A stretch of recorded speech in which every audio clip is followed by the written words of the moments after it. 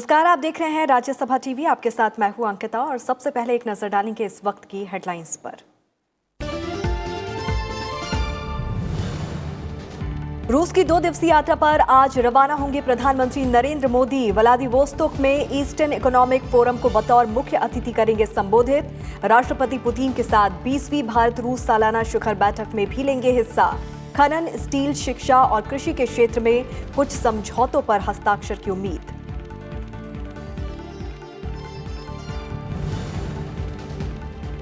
भारतीय वायुसेना की ताकत में इजाफा। पठानकोट में वायुसेना प्रमुख BS धनोआ की मौजूदगी में वायुसेना के बेड़े में शामिल 8 अपाचे हेलीकॉप्टर आतंकी ठिकानों पर प्रभावी ढंग से सटीक हमला करने में सक्षम। 2020 तक बेड़े में होंगे 22 अपाचे हेलीकॉप्टर।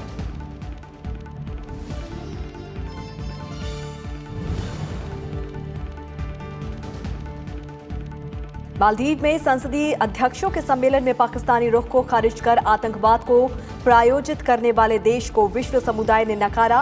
उपराष्ट्रपति M वेंकैया नायडू का ट्वीट। पाकिस्तान को 2 टूक जवाब देने पर राज्यसभा के उपसभापति हरिवंश को दी बधाई।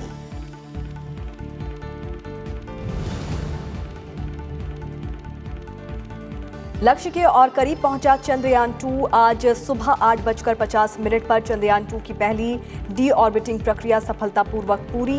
प्रक्रिया में लगा 4 सेकंड का समय। इसरो ने कहा, ऑर्बिटर और लैंडर दोनों सही तरीके से कर रहे हैं काम।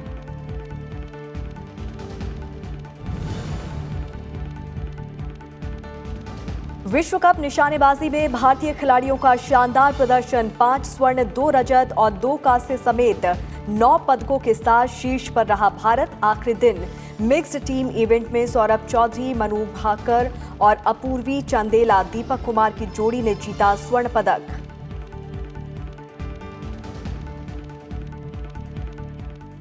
प्रधानमंत्री नरेंद्र मोदी रूस की 2 दिन की यात्रा पर आज शाम रवाना होंगे। रूस में वो ईस्टर्न इकोनॉमिक फोरम के विशेष अतिथि होंगे। साथ ही प्रधानमंत्री नरेंद्र मोदी रूस के राष्ट्रपति व्लादिमीर पुतिन के साथ 20वीं भारत रूस सालाना शिखर बैठक में भी हिस्सा लेंगे। प्रधानमंत्री नरेंद्र मोदी की रूस यात्रा के दौरान दोनों देशों के बीच कई अहम समझौतों पर हस्ताक्षर की भी उम्मीद है। विदेश सचिव विजय गोखले ने कहा है कि यात्रा के दौरान तेल और गैस की खोज में द्विपक्षीय संबंधों को मजबूत करना मुख्य एजेंडा होगा। रूस के राष्ट्रपति व्लादिमीर पुतिन के विशेष आमंत्रण पर प्रधानमंत्री नरेंद्र मोदी 4 और 5 सितंबर को रूस में रहेंगे। व्लादिवोस्तोक शहर में प्रधानमंत्री Narendra Modi eastern economic forum सम्मेलन को संबोधित करेंगे। सम्मेलन में जापानी प्रधानमंत्री शिंजो आबे के अलावा यूरेशियाई देशों के प्रतिनिधि भी शिरकत करेंगे। प्रधानमंत्री नरेंद्र मोदी इस मौके पर रूस में निवेश के अवसरों को तलाशेंगे और ईस्टर्न इकोनॉमिक फोरम में शामिल देशों को भारत में निवेश के लिए प्रोत्साहित करेंगे। As I said, the Eastern Economic Forum therefore gains in importance not only because we would like to develop strong economic and commercial relations. Many of the resources are something India needs in the near future. But it is also because of the opening of the northern sea route, the Arctic route to Europe, which because of climate change and global warming is now much easily accessed as compared to even 20 or 30 years ago, and also the possibility of oil and gas supplies from the Arctic. So there are a number of reasons why we are looking at the Eastern Economic Forum. Eastern economic forum सम्मेलन से पहले प्रधानमंत्री नरेंद्र मोदी और रूस के राष्ट्रपति Vladimir Putin के साथ द्विपक्षीय बातचीत होगी।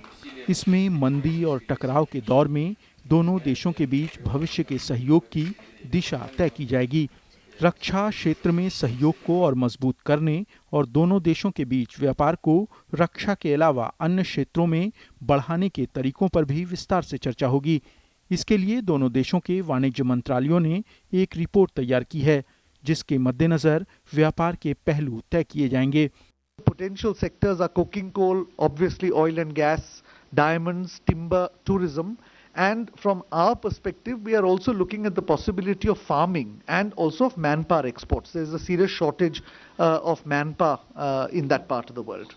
On September 4 to 5, 2019, the Russian President Vladimir Putin will host the Indian Prime Minister Narendra Modi in Vladivostok. which is the administrative center of Russia's far eastern region. Together, they will hold the 20th annual summit between our two great and friendly nations. द्विपक्षीय बातचीत के बाद खासतौर पर खनन, steel, शिक्षा और कृषि को लेकर कुछ समझौतों पर हस्ताक्षर भी होंगे। दोनों देशों के निजी क्षेत्र के व्यवसायियों के बीच भी करीब 16 समझौतों पर हस्ताक्षर होंगे। राष्ट्रपति पुतिन प्रधानमंत्री मोदी को जल जहाज बनाने का कारखाना और जूडो चैंपियनशिप मैच दिखाने भी ले जाएंगे, जिसमें भारत के खिलाड़ी भी हिस्सा ले रहे हैं। व्लादिवोस्तोक में प्रधानमंत्री नरेंद्र मोदी, मलेशिया के राष्ट्रपति, जापान के प्रधानमंत्री और मलेशिया के प्रधानमंत्री से भी मुलाकात कर सकते हैं। प्रधानमंत्री नरेंद्र मोदी की इस यात्रा का उद्देश्य दोनों देशों के संबंधों में कुछ और नए आयाम जोड़ने के लिए है और इसीलिए 5 साल का एक रोड मैप बनाया जाएगा। दोनों देशों के बीच एक मानव संसाधन के क्षेत्र में सहयोग की योजना भी बनाई जा रही है, जिससे कि भारत के लोगों को रूस में रोजगार मिल सकेगा। राज्यसभा टेलीविजन के लिए दिल्ली से मैं अखिलेश सुमन। रूस के व्लादिवोस्तोक यात्रा से पहले प्रधानमंत्री नरेंद्र मोदी ने बयान जारी कर कहा कि रूस के सुदूर पूर्वी क्षेत्र की यात्रा उनके करने वाले वो भारत के पहले प्रधानमंत्री होंगे। उन्होंने दोनों देशों के मजबूत द्विपक्षीय संबंधों में विविधता लाने और उन्हें और मजबूत बनाने पर जोर दिया। प्रधानमंत्री ने कहा कि दोनों देशों की मजबूत साझेदारी एक बहुध्रुवीय दुनिया को बढ़ावा देना चाहती है और क्षेत्रीय और बहुपक्षीय मंचों में इसके लिए सहयोग करते रहे हैं। प्रधानमंत्री ने कहा है कि वो राष्ट्रपति पुतिन के साथ इस बारे में विस्तार से चर्चा करेंगे। और इस मामले में और अधिक जानकारी के साथ विदेश मामलों के संपादक अखिलेश सुमन इस वक्त हमारे साथ जुड़े हैं। न्यूज रूम से सीधे रुख करते हैं। अखिलेश जी, 2 दिवसीय दौरे पर, रूस के दौरे पर हैं प्रधानमंत्री नरेंद्र मोदी और राष्ट्रपति पुतिन के साथ 20वीं भारत रूस सालाना शिखर बैठक में वो हिस्सा लेंगे। इस दौरान खनन, स्टील, शिक्षा खास तौर पर एजेंडे में रहेंगे। या निश्चित तौर पे देखिए, भारत और रूस के बीच में एक परंपरा है कि एक साल रूस के राष्ट्रपति यहाँ आते हैं और दूसरे साल भारत के प्रधानमंत्री वहाँ जाते हैं। तो इसी परंपरा की कड़ी में इस बार प्रधानमंत्री नरेंद्र मोदी को रूस जाना है और वहाँ ईस्टर्न इकोनॉमिक फोरम की भी बैठक होनी है, उसमें भी प्रधानमंत्री नरेंद्र मोदी भाग लेंगे। 2 एजेंडा महत्वपूर्ण एजेंडा है। एक तो प्रधानमंत्री नरेंद्र मोदी तब जा रहे हैं जब अनुच्छेद 370 के हटने के बाद पूरी दुनिया में पाकिस्तान ने भारत के खिलाफ एक माहौल बनाने का प्रयास किया और रूस भारत के साथ जमकर हर जगह सुरक्षा परिषद तक में खड़ा रहा। तो आगे की क्या रणनीति हो सकती है, किस तरीके से टकराव के इस दौर को शांति के दौर में, विकास के दौर में बदला जा सकता है, इस पर भी प्रधानमंत्री नरेंद्र मोदी बात करेंगे रूस के राष्ट्रपति के साथ। उसके अलावा आप जो देख रहे हैं कि पूरी दुनिया में चीन और अमेरिका के बीच में जो टकराव है, ट्रेड वार है, उस ट्रेड वार के कारण पूरी दुनिया को किसी न किसी तरीके की आर्थिक मंदी का सामना करना पड़ रहा है। रूस और भारत भी उससे प्रभावित हो रहे हैं। तो ऐसे में भी प्रधानमंत्री नरेंद्र मोदी और पुतिन बैठकर इस बात में किस तरीके की स्थिति बन रही है, उसमें किस तरीके भारत और रूस मिलकर अपने अपने यहाँ जो आर्थिक मंदी के असर हैं उसको कैसे दूर कर सकते हैं। और इसी में 3 कह सकते हैं कि 3 एजेंडा। एक तो ऑयल एंड गैस के क्षेत्र में सहयोग बढ़ाने का है। भारत भी चाहता है कि तेल और गैस के क्षेत्र में हमको मध्य एशिया के अलावा एक जो गल्फ एरिया खाड़ी देश है उसके अलावा एक नया रूट मिले, और रूस एक बड़े ऑयल एंड गैस प्रोड्यूसर के रूप में सामने आया है। तो उसमें 5 साल का एक एजेंडा रोड मैप बनाया जाएगा कि किस तरीके से किया जाए उसको। दूसरा एक एग्रीकल्चर का क्षेत्र है। रूस में बहुत बड़ी जमीन है, बहुत भारी इलाका है, रूस में बड़ा इलाका है जहाँ की खेती हो सकती है लेकिन वहाँ नहीं खेती हो पाती। तो भारत के साथ रूस मिलकर वहाँ किस तरीके से कृषि को बढ़ावा दे सकता है। और तीसरा एक ह्यूमन रिसोर्स का एक है कि भारत के स्किल्ड लोग जाके किस तरीके से रूस में मदद कर सकते हैं, काम कर सकते हैं। और ख़ास करके हीरा का ऐसा क्षेत्र है जिसमें कि अभी तक रूस का जो हीरा है वो सूरत आता है, मतलब गुजरात में कई जगहों पे आता है, वहाँ प्रोसेसिंग करके फिर रूस जाता है। तो रूस और भारत मिलकर वहीं रूस में ही वो हीरा प्रोसेसिंग हो सके, इसके लिए भारत से कारीगर जाए, इसके लिए भारत से पूंजी जाए, तो इस पर भी विचार होंगी। तो एक आर्थिक एजेंडा है, एक रणनीतिक एजेंडा है। इन दोनों एजेंडों पर प्रधानमंत्री नरेंद्र मोदी वहाँ जाकर बात करेंगे। चलिए, बहुत बहुत शुक्रिया अखिलेश जी इस तमाम जानकारी के लिए। प्रधानमंत्री नरेंद्र मोदी के अमेरिकी दौरे के दौरान बिल मेलिंडा गेट्स फाउंडेशन उनके स्वच्छ भारत अभियान के लिए उन्हें सम्मानित करेगा।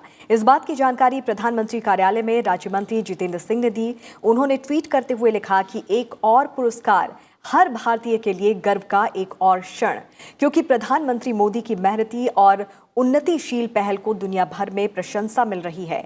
उन्हें अमेरिकी दौरे के दौरान बिल मेलिंडा गेट्स फाउंडेशन सम्मानित करेगा। भारतीय वायुसेना के लड़ाकू क्षमता बढ़ाने के लिए 8 अमेरिका निर्मित अपाचे AH-64E लड़ाकू हेलीकॉप्टर आज वायुसेना के बेड़े में शामिल हो गए। पंजाब के पठानकोट एयरबेस के रणनीतिक महत्व को देखते हुए और पाकिस्तानी सीमा के करीब होने के चलते ये काफी अहम है।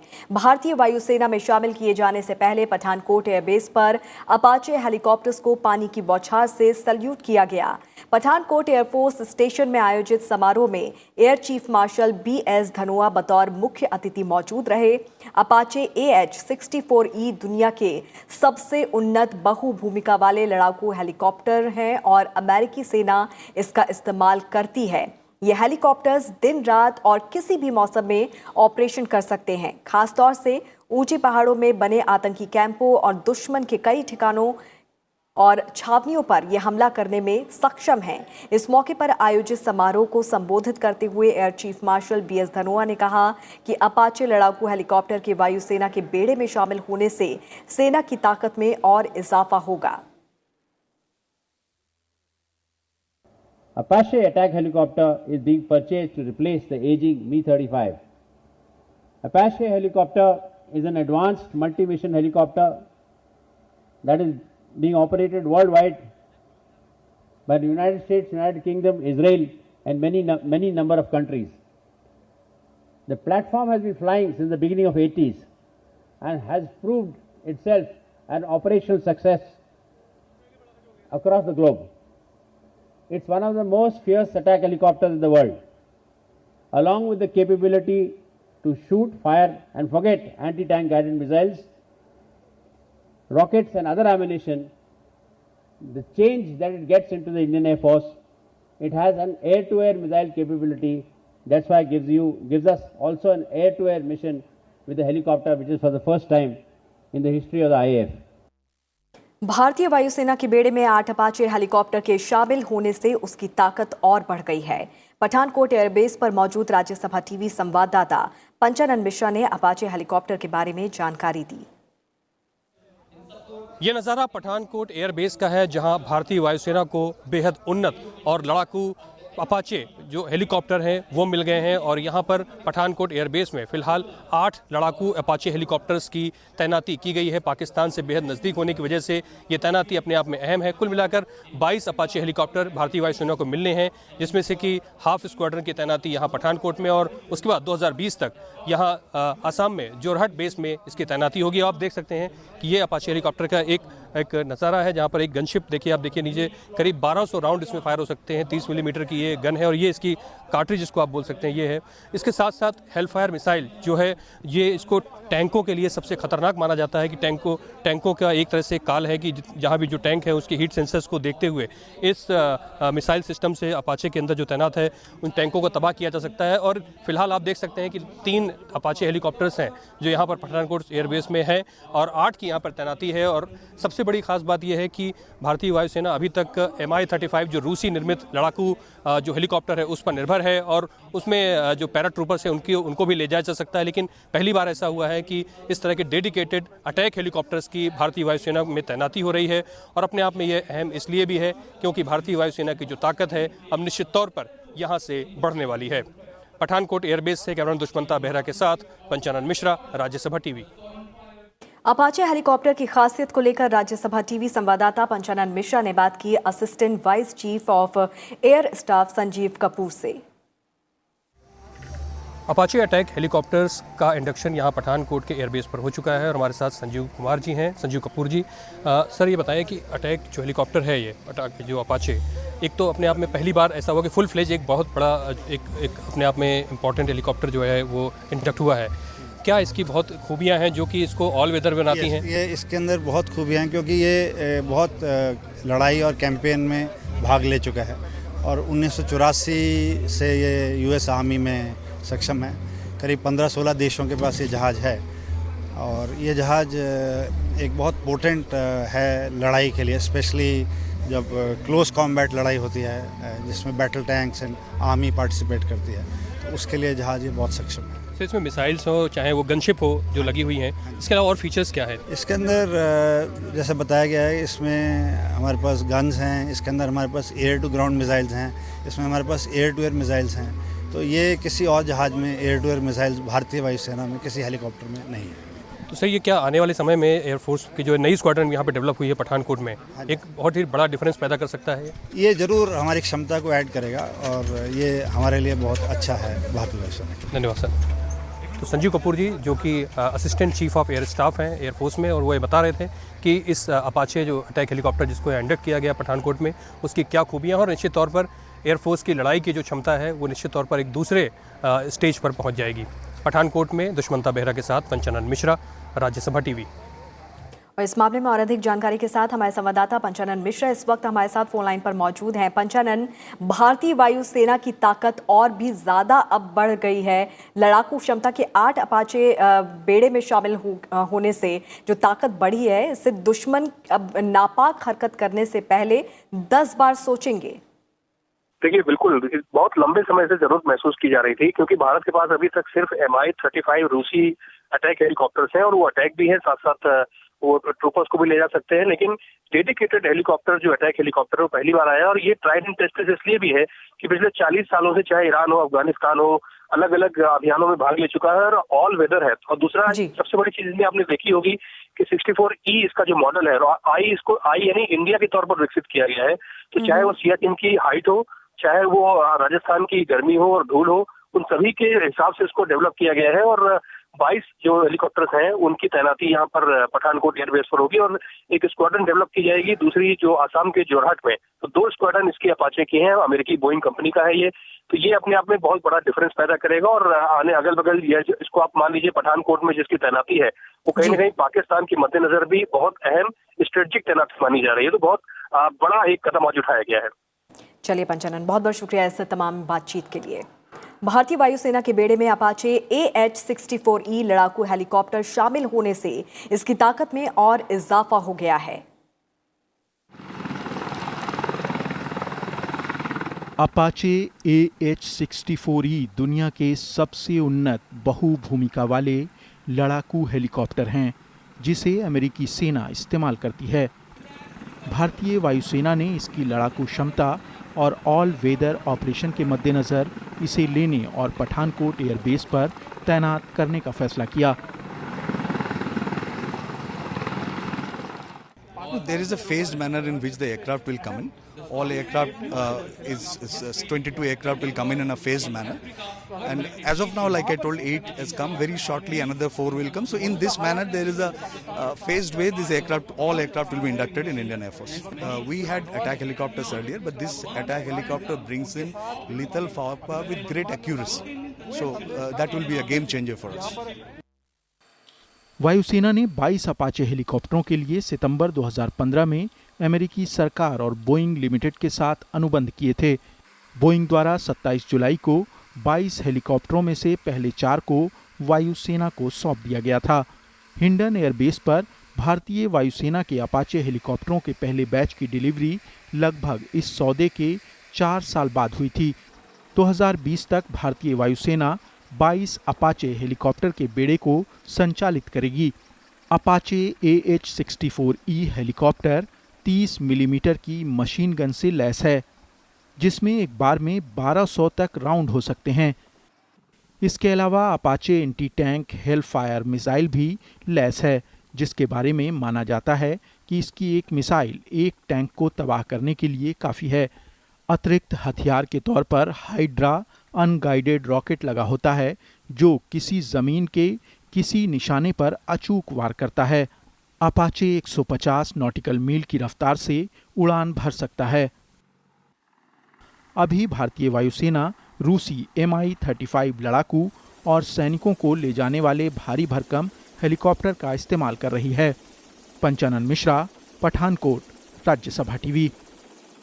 चंद्रमा के दक्षिणी ध्रुव पर उतरने से पहले चंद्रयान 2 की लैंडर विक्रम ने आज सुबह 8:50 पर डी ऑर्बिट मैनूवर प्रक्रिया का पहला चरण सफलतापूर्वक पूरा कर लिया है। इसरो ने ट्वीट कर इसकी जानकारी दी है। लैंडर को चंद्रमा की सतह के और नजदीक लाने के लिए बुधवार को भी ऐसी ही एक और प्रक्रिया होगी। लैंडर विक्रम को सोमवार को चंद्रयान 2 के ऑर्बिटर से सफलतापूर्वक अलग कर दिया गया था। आज सुबह डी ऑर्बिट मिशन पूरा होने पर लैंडर की चंद्रमा की सतह से निकटतम दूरी 109 किलोमीटर और अधिकतम दूरी 120 किलोमीटर रह गई। दूसरा और अंतिम डी ऑर्बिट मिशन बुधवार को पूरा किया जाएगा, जिसके बाद लैंडर की चंद्रमा की सतह से निकटतम दूरी 36 किलोमीटर और अधिकतम दूरी 110 किलोमीटर रह जाएगी। नवी मुंबई के उरण स्थित oil and natural gas corporation यानी कि ONGC गैस प्लांट में लगी आग पर काबू पा लिया गया है। गैस प्लांट में आग लगने से 4 की मौत हो गई है। मौके पर पहुंची दमकल गाड़ियों को आग बुझाने के लिए काफी मशक्कत करनी पड़ी। भीषण आग के चलते 3 लोग घायल भी हुए हैं। घायलों को अस्पताल में भर्ती करवाया गया है। पुलिस ने प्लांट के आसपास के इलाके को खाली करवा लिया है। चारों ओर धुआं और आग की लपटें फैलती देखकर लोग दहशत में आ गए। हालांकि ऑयल प्रोसेसिंग में कोई प्रभाव नहीं पड़ा है और गैस को हजीरा प्लांट में डाइवर्ट किया गया है। जम्मू कश्मीर में हालात तेजी से सामान्य हो रहे हैं। राज्य के प्रधान सचिव रोहित कंसल ने बताया कि घाटी के 90% हिस्से में दिन के समय की पाबंदियां हटा दी गई हैं। उन्होंने कहा है कि कश्मीर घाटी के 111 पुलिस थाना क्षेत्रों में से दिन के समय की पाबंदियां 92 थाना क्षेत्रों से पूरी तरह से हटा दी गई हैं। प्रधान सचिव ने कहा है कि जम्मू और लद्दाख सभी जगह की पाबंदियों से पहले से ही पूरी तरह से मुक्त हुआ है। उन्होंने कहा कि घाटी में 26,000 से अधिक लैंडलाइन फोन काम कर रहे हैं और 29 और टेलीफोन एक्सचेंज खोलने के लिए अब कुल 95 एक्सचेंज में से 76 चालू हो गए हैं। घाटी में सभी आवश्यक आपूर्ति लगातार जारी है और श्रीनगर के प्रमुख अस्पतालों में सामान्य रूप से मरीजों को उपचार मिल रहा है।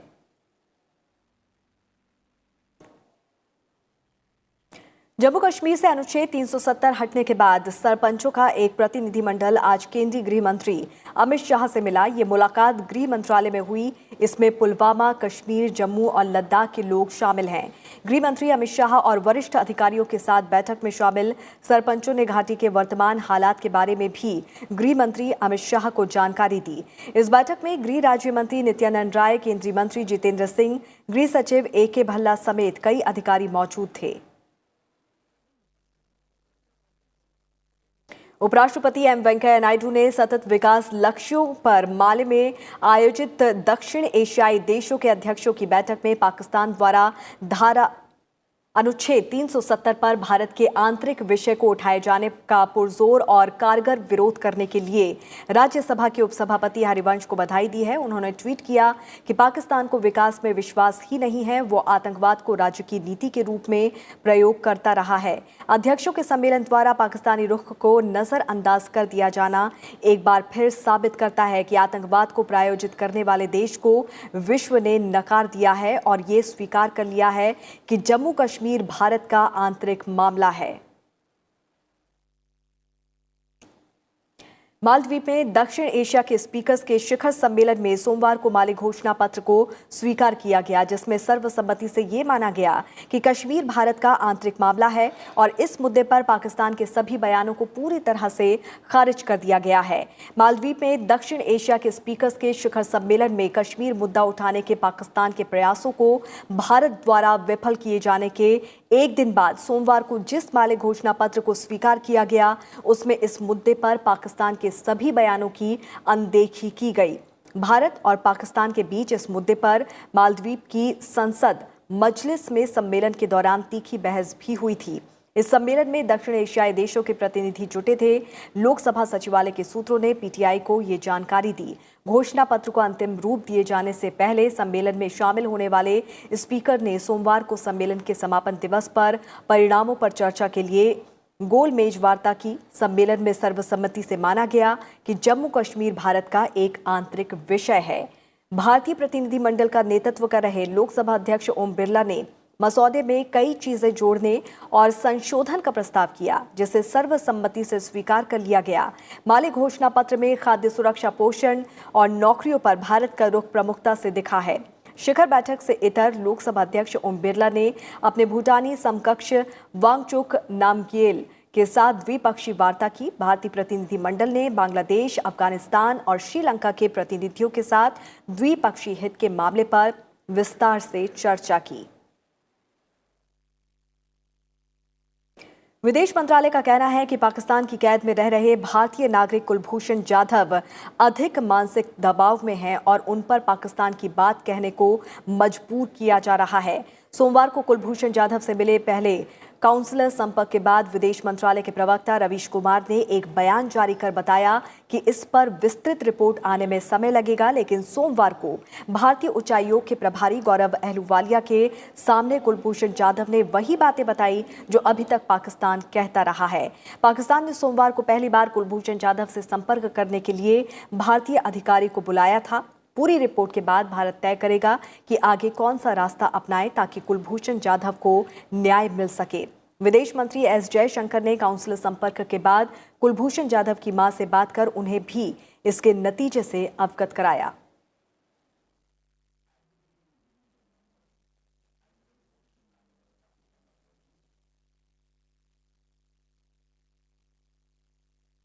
ब्राजील के रियो डी जेनेरियो में हुए ISSF निशानेबाजी विश्व कप में भारतीय खिलाड़ियों ने शानदार प्रदर्शन किया। भारत 5 स्वर्ण, 2 रजत और 2 कांस्य समेत 9 पदकों के साथ टूर्नामेंट में शीर्ष पर रहा। मनु भाकर और सौरभ चौधरी की भारतीय जोड़ी ने 10 metre air pistol mixed team स्पर्धा के फाइनल में अपने ही देश की यशस्विनी देसवाल और अभिषेक वर्मा की जोड़ी को हराया। 10 मीटर एयर राइफल प्रतिस्पर्धा में भारत की अपूर्वी चंदेला और दीपक कुमार ने मिक्स टीम इवेंट का स्वर्ण पदक अपने नाम किया।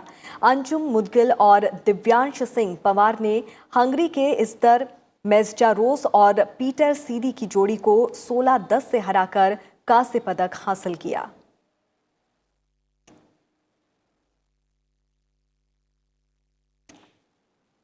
और इसी के साथ इस बुलेटिन में फिलहाल इतना ही। जाते जाते राज्यसभा सांसद सीपी ठाकुर के जन्मदिन के मौके पर राज्यसभा टीवी परिवार की तरफ से सीपी ठाकुर को हार्दिक शुभकामनाएं।